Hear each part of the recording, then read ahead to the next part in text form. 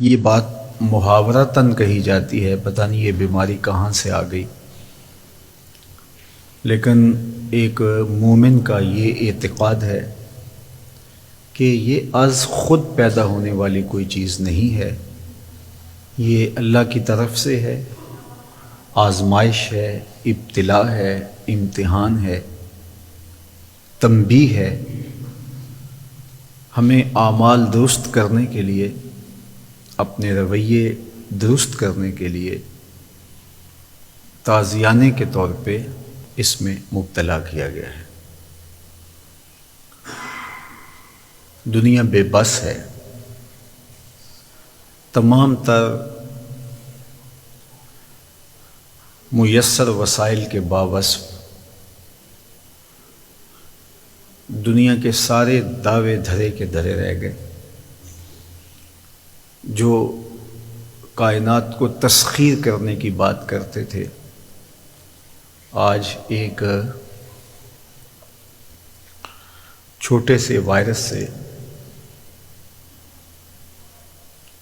سخت پریشان ہیں اور بے بسی کی تصویر بنے ہوئے ہیں، اور ہر شخص کو تمام تر حکومتی وسائل کے باوصف اپنی جان کے لالے پڑے ہوئے ہیں۔ تو ہمارے دین نے ایسے مواقع پہ ہمیں حزم و احتیاط اختیار کرنے کی تلقین کی ہے۔ حفاظتی تدابیر محکمہ صحت کی جانب سے جو بتائی جا رہی ہیں، سختی سے اس پر عمل پیرا ہوں، اپنے بچوں کو گھر میں سنبھال کے رکھیں، 5 گانہ نماز کا اہتمام کریں گے تو 5 وقت وضو کا موقع نصیب ہوگا۔ ماحول کو صاف رکھیں، اپنے کوچہ و بازار کی صفائی کا خیال رکھیں، کوڑا گلیوں میں نہ پھینکیں۔ تو یہ وہ اعمال ہیں جو ہمیں بیماریوں سے، مصیبتوں سے، وباؤں سے محفوظ رکھتے ہیں۔ اللہ تعالی حفاظت فرمائے۔ یہ 4 دن ہیں، گزر جائیں گے انشاءاللہ۔ دنیا کے ترقی یافتہ ممالک کے اندر بھی جب یہ بیماری تجاوز کر گئی تو وہاں بے بسی کی جو تصویریں آپ کو دیکھنے کو مل رہی ہیں، یقیناً دل لرز اٹھتا ہے۔ اللہ نہ کرے، 1000 بار نہ کرے، ایسے حالات کہ ہم متحمل نہیں ہو سکتے۔ پھر جب کوئی شخص بیمار ہوتا ہے اور اس کو کوئی سنبھالنے والا نہیں ہوتا تو وہ کتنی دردناک کیفیت ہوتی ہے۔ لیکن یہ تو حالات پھر بھی قابو میں ہیں، کیا بنتا ہوگا ان کشمیری ماؤں کا، اور فلسطین میں ان گھر میں زخموں سے تڑپتے ہوئے بچوں کا، جن کے زخم رس رہے ہوں گے اور خون بہہ رہا ہوگا، اور ماں بے چین اس بچے کو لے کے کہیں نکل نہیں پاتی کہ باہر گولیاں برس رہی ہیں، اور پھر اس کا لال اس کے ہاتھوں میں دم توڑتا ہے۔ آج دنیا کو ان کو دیکھنے کا موقع ملا ہے، تو دنیا کے اوپر امن قائم کرنے کی کوشش کی جائے اور دنیا کے اوپر خیر بانٹنے کی کوشش کی جائے۔ دوسری بات یہ ہے کہ بیماریاں ماضی میں بھی آتی رہی ہیں اور مستقبل میں بھی آئیں گی، تو اللہ کے حضور گڑ گڑائیں، دعائیں مانگیں، التجائیں کریں۔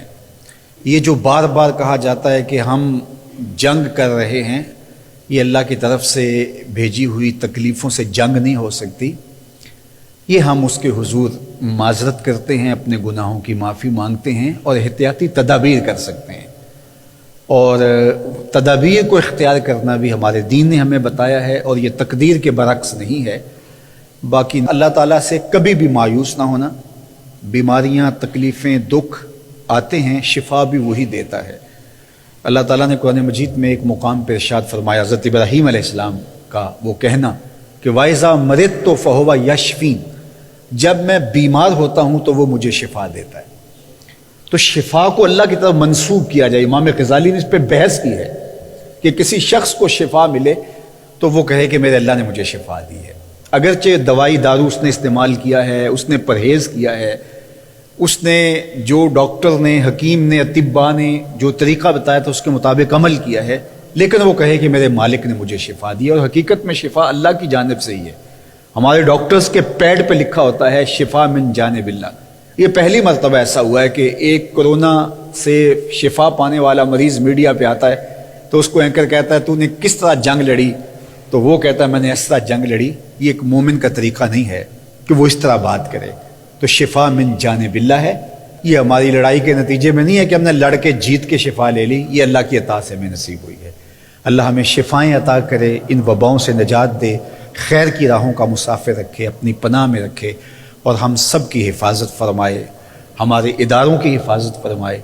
اس وقت ڈاکٹر، پاک فوج اور ہماری پولیس جس طرح اپنی جان کو خطرے میں ڈال کر کے ڈیوٹیاں سر انجام دے رہے ہیں، ہم ان کو خراج تحسین بھی پیش کرتے ہیں اور ان کا احترام بھی کرتے ہیں کہ بہت سارے لوگ سمٹ کے گھروں میں بیٹھ گئے، لیکن یہ لوگ اپنی جگہوں پہ کھڑے ہیں اور قوم کے لیے قربانیاں پیش کر رہے ہیں۔ اللہ تعالیٰ جل شانہ ان کی حفاظت فرمائے اور ان کو کوئی گزر نہ پہنچے، بیماریوں سے، پریشانیوں سے، دکھوں سے اللہ انہیں بچائے، ان کو عزتیں دے، ان کی نسلوں کو بھی خوشبودار کرے۔